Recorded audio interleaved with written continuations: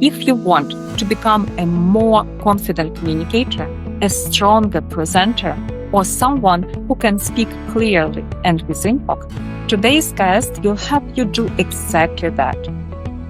That's why I'm so excited about today's conversation. Our today's guest is John Murray, a seasoned leader, communicator, and real estate professional.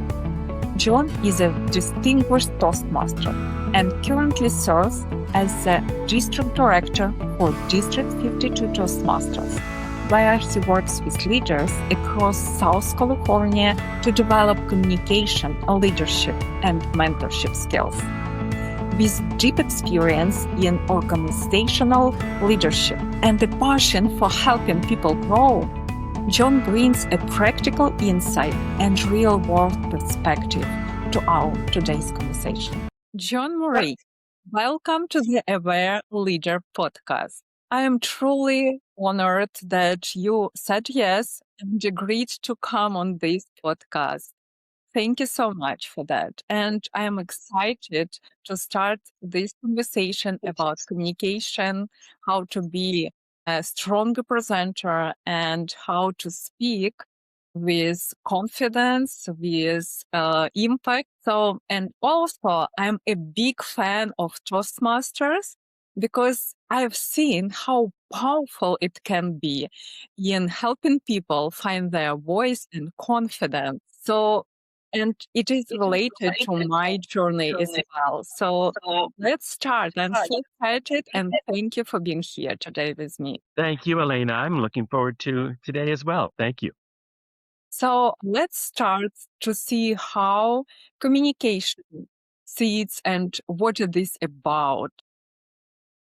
Well, communication can be so many things. In Toastmasters, we talk about communication rather than public speaking, because quite often when we talk about public speaking, we're thinking as individuals that it involves getting up in front of large groups of people and talking about a subject. But in many respects, it's all communication that we need to be concerned about. And public speaking, speaking in front of a large group or audience, is a way of training ourselves. But we need to be able to communicate one-on-one, small groups. And that process of becoming a Toastmaster is a way to overcome some of the problems that people have faced and to make it an easier process and enjoyable, actually.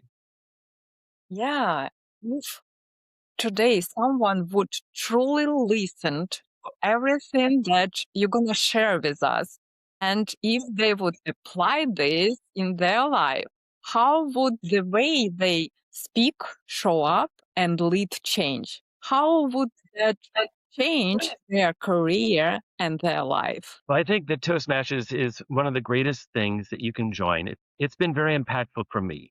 I joined 17 years ago, and it's probably been one of the most wonderful things I've ever done. It's helped me grow personally and professionally. It's helped my career.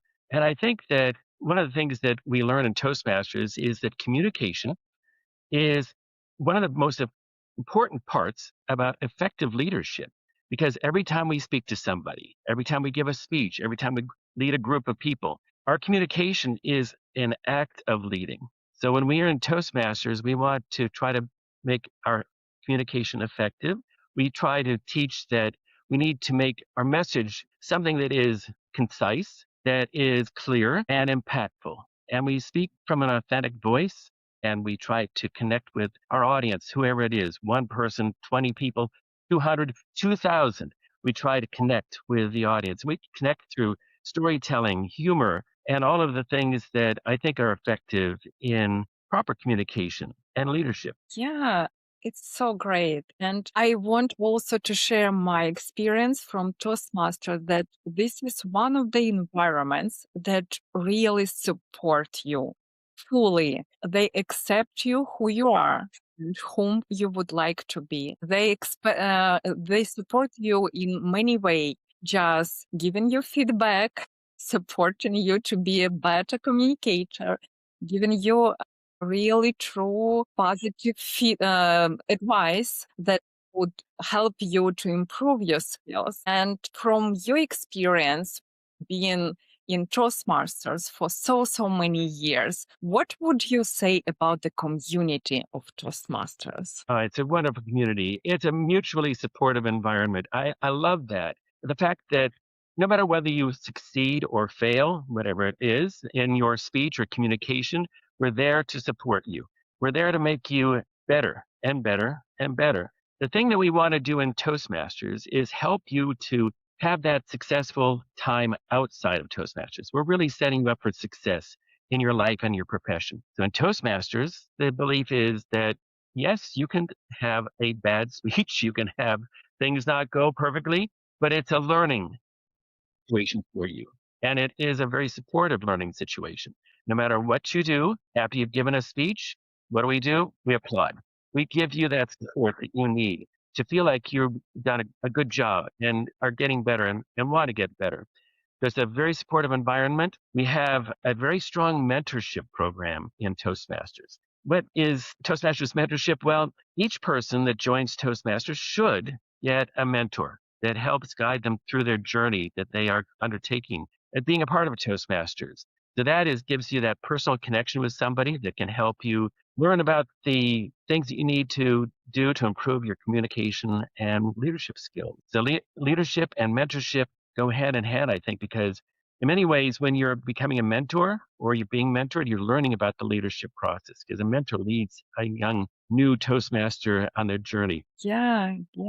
And I want to add also that I felt really safe being presenting in this environment because, of course, we all have fears. Public speaking is the biggest fear that people have.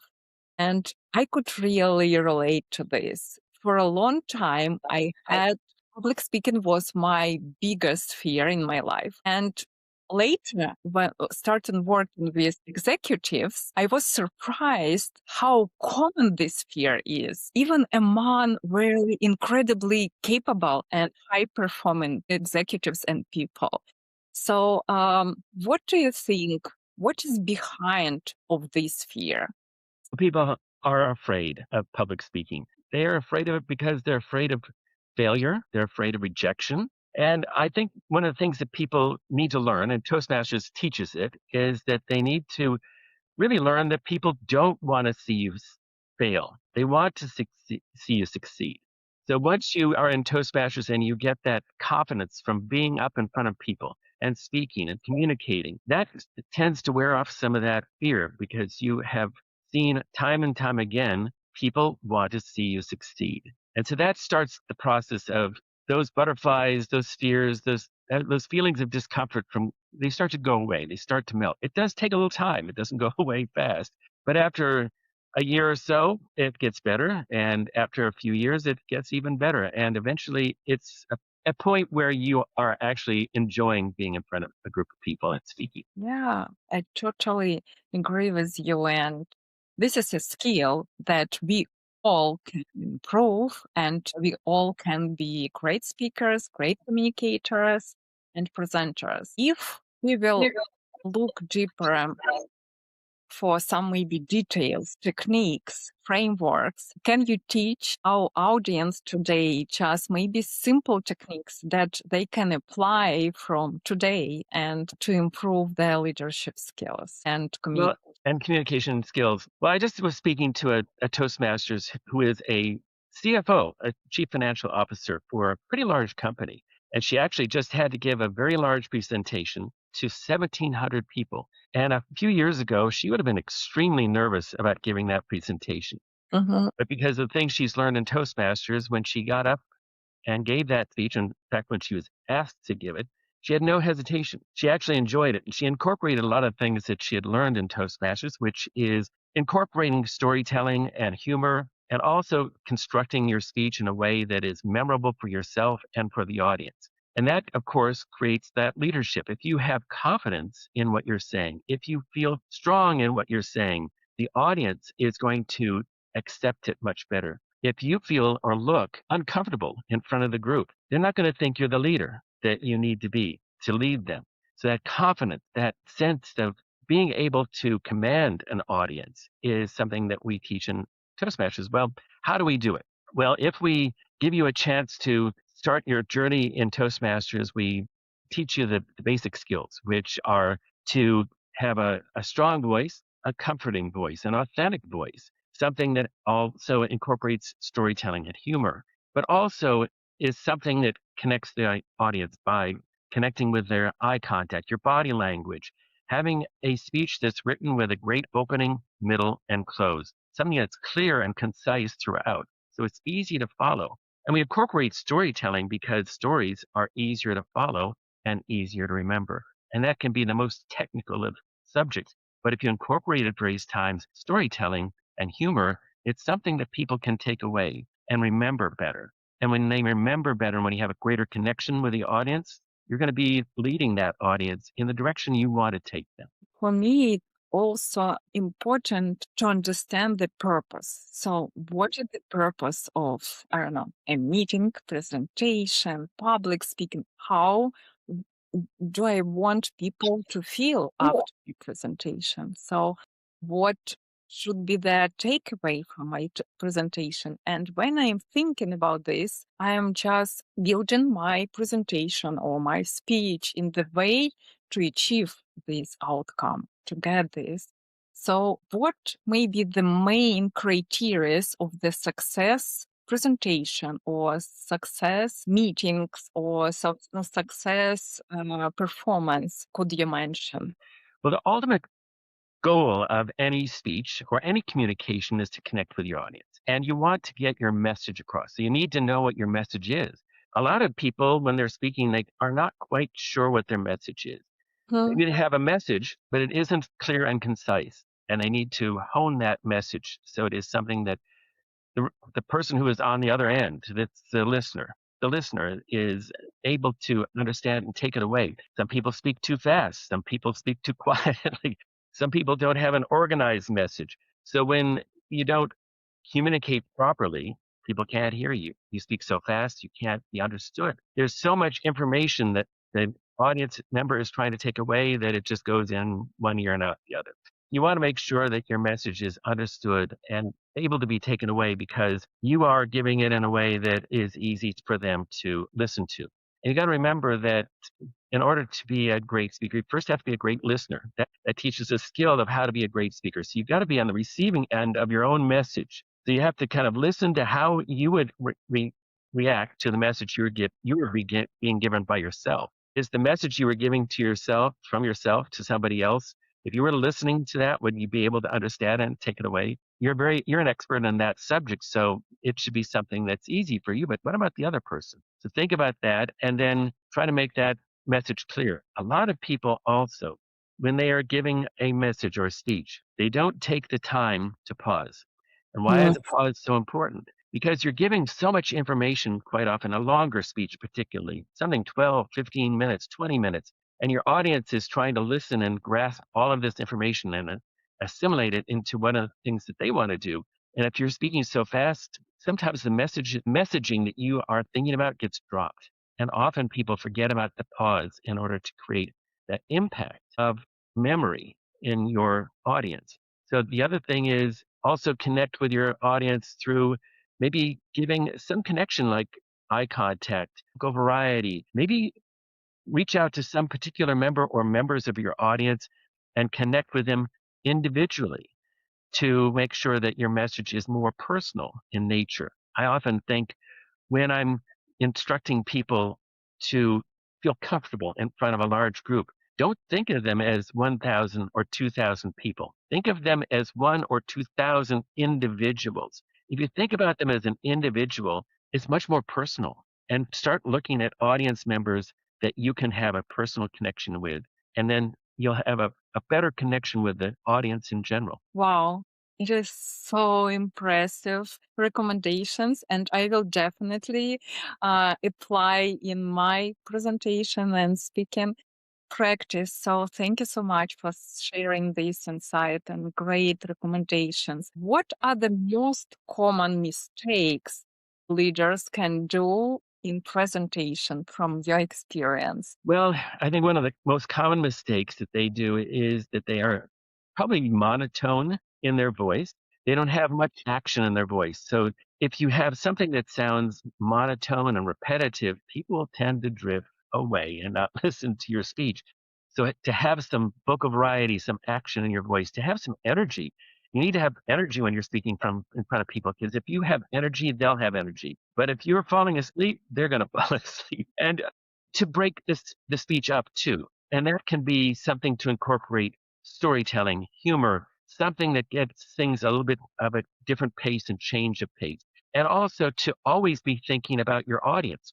Who are you speaking to? If you are an expert and your audience is not a group of experts, don't speak at the expert level. Try to take it down to a level that would be more common in terms of understanding. If you are with experts, you certainly want to give it at that level because they understand the terminology and so forth. If people are not at the level you are, because it's a more general audience and you have terminology, make sure to define it, because you may not understand the word. People in your group may understand the word, but they're not going to understand it. So make sure that you give a definition and an explanation of what those are. A lot of people use abbreviations, or they will use something that is more common in nature of speaking, and they might use abbreviations, and people might not all know what that abbreviation stands for. So try to use things that are more commonly understood in terms of wording. Make sure you have a great opening, because you've got to grab that audience in the first few moments of that speech. You really only have one chance to make a first impression and have it being a takeaway. And then you've got to have a close that is memorable. A lot of people just kind of wrap up the speech and they don't leave the audience with anything that's memorable in that close, because speeches can be so long and people maybe not remember everything. They need to be told a few times. So at the end, you probably want to pick out some of the high points of your speech, the messaging you want to make, and retell those again in a simplified form. So maybe 3 takeaways that people want to share with the audience. Have those 3 takeaways at the end so that they can remember what you're saying in your speech, and maybe have a call to action in addition to that. Great. Thank you so much for sharing this. And also, I have a question. If someone right now is preparing for their presentation tomorrow, and what they can do, maybe one or few things that could help them to feel more confident. Well, practice, practice, practice, of course. But sometimes when you're short on time and practicing is not maybe in the time that allotted for you, I think that one of the things that is so important, because I don't think it's important to be necessarily word perfect, as long as your message is message perfect. So think about your message. What is that message? And you should know your message if it's your message. And don't worry about memorizing words. Conceptualize your message, and then make sure you broaden that topic out in a way that you can, maybe through story or through your own personal experiences, shared experiences, that you can relay to people in a real authentic way what your message is. But make sure you know your message first and foremost, because if you don't know your message, you're not going to be able to convince your audience and lead them. One question that I think it is very open right now, and everyone just talks about AI. And a lot of people I know use ChatGPT to write their speech presentation, and they think that AI can do the best speech for them. From my personal experience, I tried to write my speech for leadership women conference, and it was a fail, honestly. I used ChatGPT, and when I just prepared this speech, I was, this is so cool, this is powerful. But when I shared with my a friend of mine, and she said, "You sound like Google, but not like real person, like article." And I was really, it sounded for me at the beginning like, wow, cool, very professional, very polished, but it was not me. It was not my message. It was not my story.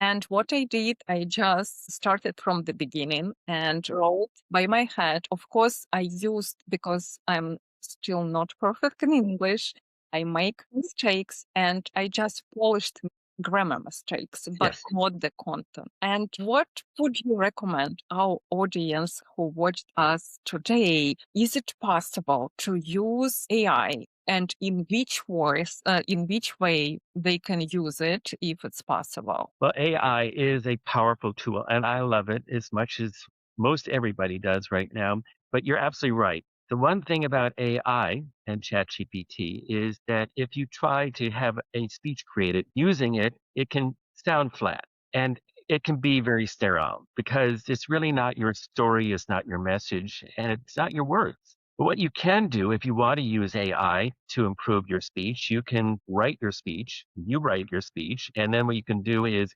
put it into ChatGPT or whatever AI tool you would like to and have it make some suggestions.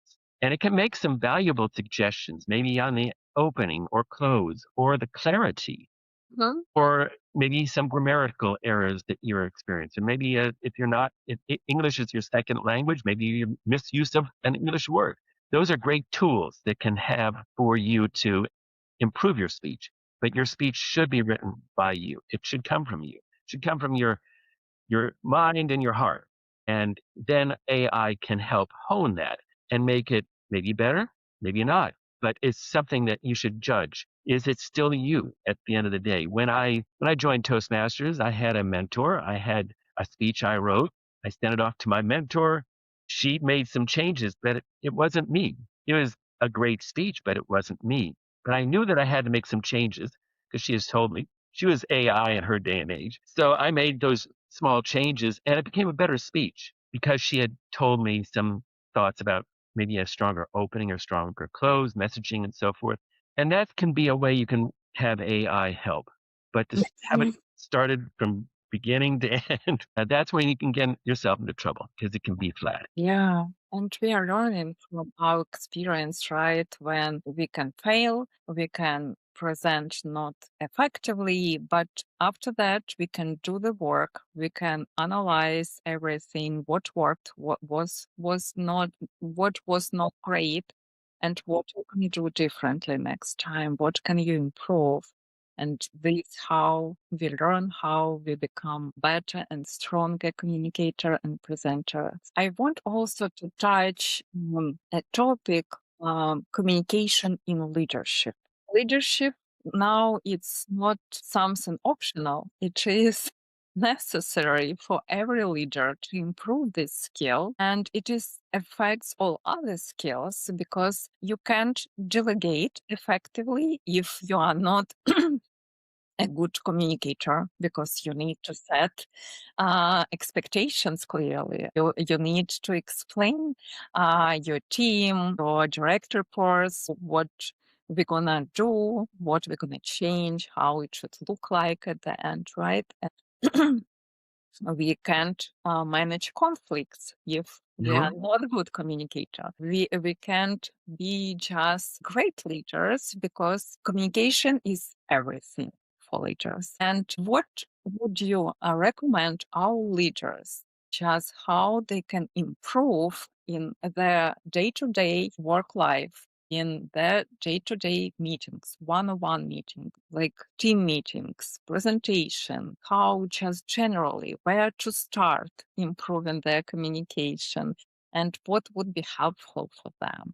Maybe tools, books, anything that you can recommend. Well, I think one of the first things that a leader can do, particularly in a team situation, is to first be a great listener. I've talked about that before. In order to be a great communicator, first you need to be a great listener.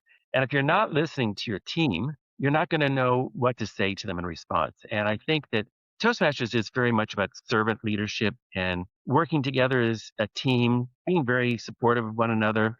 It's a great environment. And so in a situation where we're trying to lead people, trying to lead a team, if we're not listening to them, if we're not respecting them, then they're probably not going to want to do no matter what we do, no matter how well we say it, how clearly we say it, because they're going to want to listen to us if we are listening to them. So I would say listen to those that you're working with, make sure you understand them, and that will help you with a clearer messaging because they're saying something to you and you need to respond correctly to exactly what they're saying or what maybe you need to do. In Toastmasters, one of the things we do, we have evaluations. Evaluations are a wonderful part of the meeting because there will be a speaker and then there will be a person who evaluates that speech. And one of the things that evaluators try to do ultimately is for that person to lead that speaker to a different direction, maybe than where they're going, to tell them what they did well and what they could do better.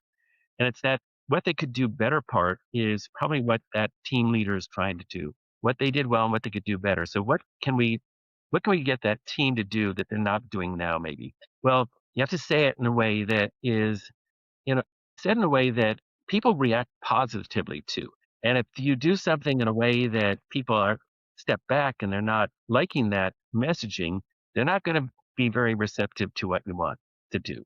So you have to be able to present that in a way that I think is positive and supportive, yet is strong in what you would like to say. So you have to think about that messaging, listen first, and then think carefully about how to say it in a way that's received positively by that person. Thank you so much, John, for sharing this. I'm sure a lot of leaders just watch us and they're thinking how to start improving my communication skills and how it is important to us to do this. And right now, I want to ask you if someone just will decide to join Toastmasters, where they need to start, how to become a Toastmaster member, and what it would mean for that. Well, it's very simple to find a club in Toastmasters. They're all over the world. There are Toastmasters clubs in 144 countries. Wow. That's more countries than the United Nations has. So you can see how large an organization is. It's been around for over 100 years. If you go to Toastmasters.org, and you type in where you are located in the world, it will find a club for you that's nearby. And there are some corporate clubs, there are community clubs, and you pick a club that would be most appropriate for you. There are specialty clubs, things of special interest that maybe you might enjoy. But that's a way to do it. Then can go to a meeting, and it's a very welcoming environment. And you go as a guest, and you are hopefully received very positively by everybody because I know it's a very warm and welcoming organization, and they'll put you to comfort very quickly and make you feel at home. And then once you have the chance to see a meeting, if it's right for you, or if that club is right for you, then I would join. It's not an expensive organization to join. It's only $60 per 6 months for Toastmasters and a one-time new member fee of $25. Consider all of the leadership and communication organizations out there and how much they charge. They're very reasonable priced, and you get a lot of great support, guidance, and mentorship in Toastmasters. I also can recommend Toastmasters because it is a wonderful environment, wonderful people, wonderful community, and very supportive and helpful for improving your confidence, to find your voice, and to be a better communicator. So thank you so much, John, for sharing your wisdom, your recommendations for our audience, and I appreciate you so much. And I can't wait to just join Toastmaster again next week. Oh, good. I am so happy about this. So I will see you next week in Toastmaster Club. So thank you so much for being here with us and sharing all of your wisdom. Thank you, Elena. Thank you. Don't forget to subscribe and like this video. Bye.